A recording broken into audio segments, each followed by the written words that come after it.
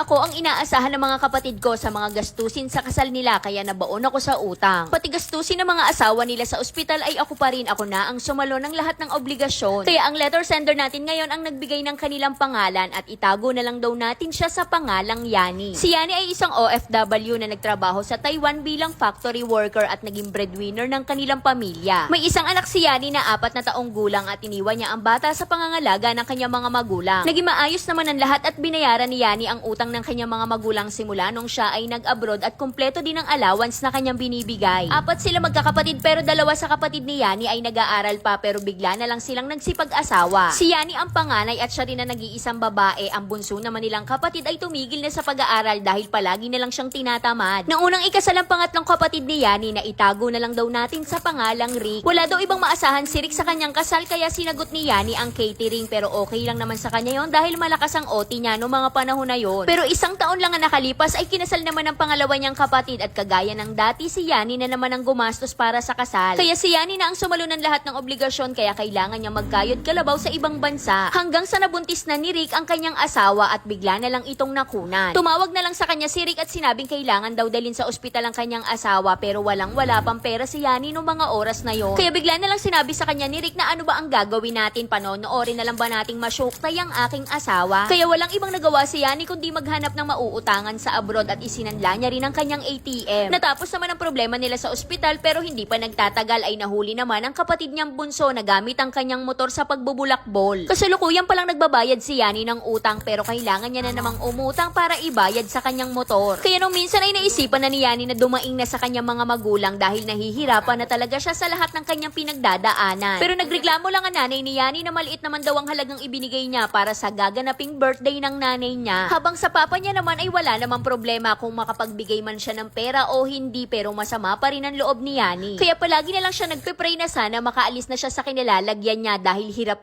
na talaga si Yani. Hanggang sa isang araw na may isang lalaki na nag-add kay Yani sa Facebook na itago na lang daw natin sa pangalang Pretzel. Tinanong siya ni Pretzel kung pwede daw ba siyang ligawan pero ang sagot ni Yani ay wag ka naman ligaw, tayo na lang agad. Wala siyang inilihim na kahit ano kay Pretzel dahil mabait siya at single at walang sabi. Pero ngayon na nabuntis siya ni Pretzel ay bigla na lang siyang itinakwil ng nanay niya, sinabing kunin niya na daw ang panganay niyang anak. Kaya naawa naman kay Yani ang tiyuhin ni Pretzel at sinabing doon na lang muna siya tumuloy sa bahay nila. Tiyuhin na ni Pretzel ang sumundo sa kanya sa airport at sinamahan din siya para kunin ang panganay niyang anak. Pero pagkalipas ng 2 linggo ay bigla na lang siyang sinundo ng kanyang nanay dahil nagagalit daw ang kanyang tatay at palalayasin daw ang nanay niya kapag hindi nakauwi ng bahay si Yani. Kaya nagkapatawaran naman sila pero hindi talaga matanggap ng nanay niya na nabuntis lang daw siya ng kung sino-sino lang. Marami din silang pinagdaanan ni Pretzel dahil hindi din siya matanggap ng kanyang in-laws dahil siya ay isang single mom. Kaya laking pasasalamat ni Yani dahil napaka-responsable ni Pretzel at palaging silang mag-iina ang pinipili. Pagkatapos mga anak ni Yani ay bumalik agad siya ng Taiwan habang si Pretzel naman ay nag-apply ng trabaho dito sa Pinas. Pero dahil nanibago si Pretzel sa sinasahod niya dito sa Pinas ay nag-decide siya na mag-apply papunta ng Korea. Pero kailangan niya muna mag-aral ng Korean language kaya sinuportahan naman siyang pinansyal ni Yani. Hanggang sa tuluyan na makaalis si Pretzel papunta ng Korea nitong nakaraang taon lang. Kaya hindi buong akala ni Yani na pauuwiin pala siya ni Pretzel sa Pilipinas para siya na ang mag-alaga sa mga bata. Kaya ang letter sender na natin ngayon ang magbibigay ng message sa mga kapwa niya OFW. Kung hindi ko siguro nakilala si Pretzel ay baka hanggang ngayon ay nakalubog pa rin ako sa utang nang dahil sa pamilya ko sa Pilipinas. Kaya nakikiusap ako sa mga kapwa ko OFW na wag puro bigay sa lahat ng luho ng mga kamag-anak. Kaya palaging unahin ang sarili lalo na kung may anak na at gusto ko lang magpasalamat kay Pretzel dahil palagi siyang naninindigan para sa aming mag-iina.